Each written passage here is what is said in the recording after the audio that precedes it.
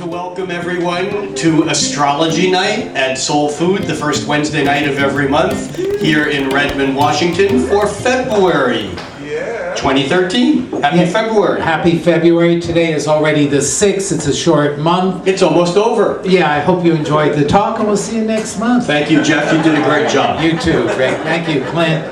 Thank you, Soul Food. This is where you applaud. Okay. Bravo.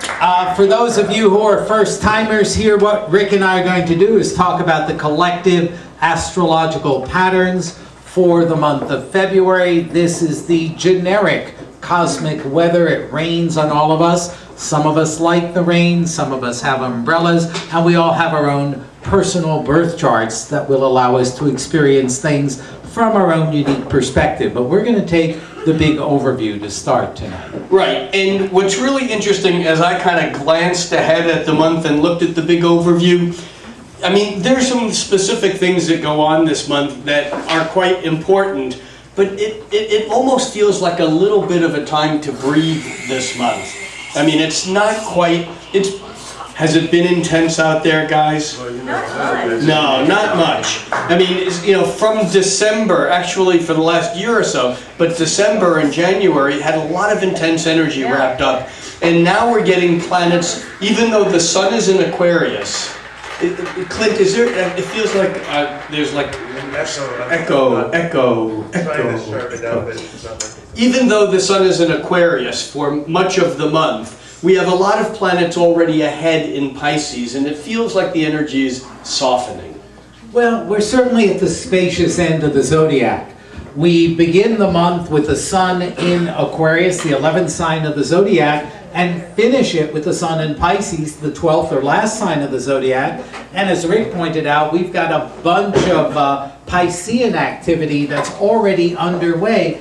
And when we get toward the end of the zodiac, we're really dealing with wider spaces and larger concepts. Both Aquarius and Pisces are in many ways idealistic. The primary difference is that Aquarius is operating from an intellectual perspective, where Pisces is coming to it from an emotional perspective. But either way, these are the signs in which hopefully we get to see ourselves as part of something larger than our own individual lives and stories. Is there something larger? Apparently there is. That was spoken as an Aries that I am, and we'll get there in a couple of months. This idea of things being larger than the individual, though, is very important. And as Jeff said, the last two signs of the zodiac really do pick up on that. What's interesting to me is, and we'll come back to the sun in Aquarius a little bit, because it'll be in an Aquarius until the 20th, until the 18th of the month. But with Mercury, the planet of thought, of thinking, the rational planet, Mars, the energetic planet, they are already ahead of the sun in Pisces, and they are considered two of the personal planets, Venus being the third personal planet. And what's interesting, Jeff, is that we have these global signs.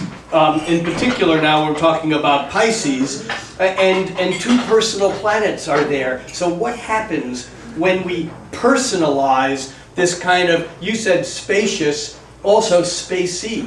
When we personalize this spacious, spacey energy, this global energy that is about the open seas of consciousness, if you will, and yet Mercury wants to pull them into rational thought. Mars wants to take that energy and know what it's about enough to harness it, to do something with it, to go somewhere with it, and yet it kind of feels like a paradox. Yeah, that's a good point, to have such personal and self-oriented planets in essentially collectivist signs. You're right in the sense that what that can do is lead us down false trails. In other words, if we're absorbing things from the outside, from the world around us, from the people that we know, or even the people that we don't know, and we take it in a very personal way, we can turn their stories into our own stories and become lost, as it were. Conversely, however, if we are engaging in a personal way with something that is communal, collective, compassionate, for the greater good. That, I think, is hooking up the horse and wagon in an order that's likely to get us somewhere. So it really has to do, be aware of those times when you're responding or reacting to things in an overly generalized way. The antidote for any sign is its opposite. The opposite of Pisces is Virgo. And Virgo is the editing filtration sign, which says, all this stuff is coming in. Which part of it can I grab and use in a constructive way? If there is a little bit of that discrimination, I think in the process, we're much less likely to lose our way. And I think that these past couple of days and the next day or two are cosmologically set up so that we can lose our way.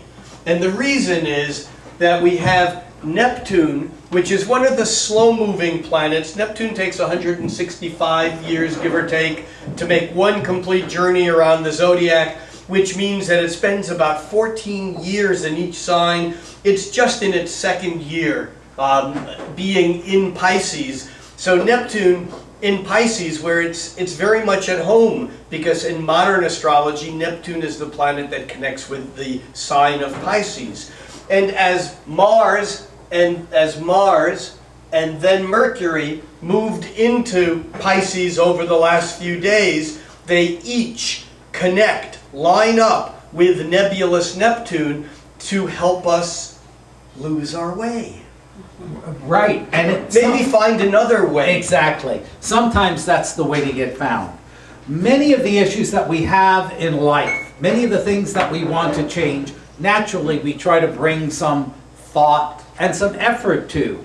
And yet if it's a deeply rooted pattern, particularly one in the psyche, we're probably going to resist change. And yet losing our way, wandering off the beaten path, or understanding the value of confusion. The value of confusion sometimes can be that it bypasses the resistance of whatever it is the psyche is operating on. Jeff just looked at me like he knew what I was going to say next, because it's important. Neptune and Pisces can both be connected with the concept or the idea of confusion, and confusion really just means a disintegration of boundaries, because fusion is what happens when two things lose their boundary between each other. From the ego standpoint, losing boundary is disoriented, but it's also part from a spiritual standpoint, it's the way in which we connect to the greater whole. So this confusion, even though we judge confusion as being a bad thing, it often is the gateway to awareness or realization. Yeah, and certainly on the level of intellect with which Mercury is associated, we're going to be with this for quite a while. Mercury is not only in Pisces now, but it turns retrograde in Pisces. On the 23rd of February, it goes direct on March 17th. So we've got about 2 months of Mercury in Pisces. And traditional astrology does not like Mercury in Pisces. And why would that be? Well, because of their contrasting functions. The function of Pisces is to erase the boundaries between things so that we have a direct experience on a nonverbal level. But Mercury tries to break out the little pieces to define things and to name things. And so with Mercury in Pisces, we can often, or at least sometimes, find ourselves trying to be specific about things for which specificity has no value. Sometimes it's better to sit in silence or use a metaphor or accept an incomplete or an imprecise picture of something than rather trying to nail it down in a way that kills the essence of it. To a certain extent, Mercury in Pisces says, you may see more with your eyes closed than with your eyes open. That there is something to be seen when we don't try to name, label, focus, identify, and categorize. So we have this Mercury in Pisces, which actually joins up. It reaches the same degree as Neptune today, so it's very, very close right now as we speak. And in a couple of days, by the 8th, it catches up with Mars. And so we have this Mercury, Neptune, and Mars all clustered together. And I want to just say a quick word about this guy here that we don't often talk about a whole lot, but it's so important because it's playing into the theme of this month, and that would be Chiron, which takes about 50 years to go around once. Chiron is a body that's too small to be a planet, but too big to be dismissed. And and Chiron is considered to be, it's the mythological wounded healer. In some ways, it's the part of each and every one of us that hurts because we're human, ain't gonna get healed by doctors, psychotherapy, yoga, drugs, or anything. And yet, what we often do with chironic energy is we work at healing it in other people to make ourselves feel better. It's kind of like a salving the wound. And Chiron's role this month is important because both Mars and Mercury because it retrogrades back over that point, that there's something here about facing old patterns and old wounds that have not healed, that if we Mercury talk about them, can in fact help us move through them. Right, or at least put them in a large enough context. That would be the Pisces. Right, so that we are no longer in such a place of limitation or pain around them. You know, when you've had the revelation or the experience in life, whether through psychotherapy, psychedelics, or a good conversation with someone who cares for you, when you understand how you got into the state that you're in, the circumstances and the patterns, that doesn't immediately get you out, but it loosens the knot a little bit. And there's a lot of knot loosening that these planets in Pisces are all about. But I do want to point out, too, you know, every astrological set of symbols can tell a myriad of stories. So we can say, oh, Mercury is in compassionate Pisces, it joins spiritual Neptune to illuminate and enlighten us, and then joins Mars where we can act upon it. That's a version of the story that sounds desirable. We could also say, however, that the confusion of Mercury and Pisces is multiplied when it joins Neptune. And therefore, when Mercury hits Mars, we're going to get angry or get in a fight because of assumptions we've made or miscommunications that we've had. And it's possible to experience it both positively, negatively, in a variety of ways in between. Yeah, I mean, this is a great aspect for painting, not realistically, but impressionistically. It's a great aspect for writing poetry, but not for writing a technical manual. It's a great aspect for doing things that are in the imagination that in some way help to break down the boundaries, but it's not necessarily good for creating them, because it's easy to get lost with this if we try to over-rationalize. Good point. It's interesting you use the word impressionistic, which is very Neptunian and very Piscean. Yes. It's just having an experience without necessarily having the details. But as we've been working here, Aquarius is still running in my head, and I know we're going to get back to it because we have a new moon in Aquarius coming up, and there are some significant differences. But the founder of Impressionism was in Aquarius, was Manet, whose Impressionism actually was kind of cold and distant.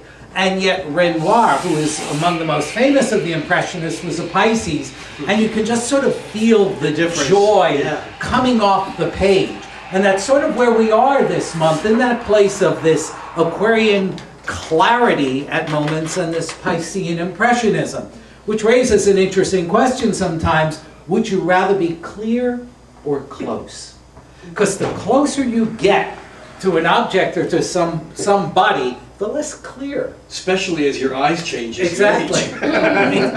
Exactly. Where we tend to focus, and there's something here metaphysically about focusing more on the distance than on what's up close. Right.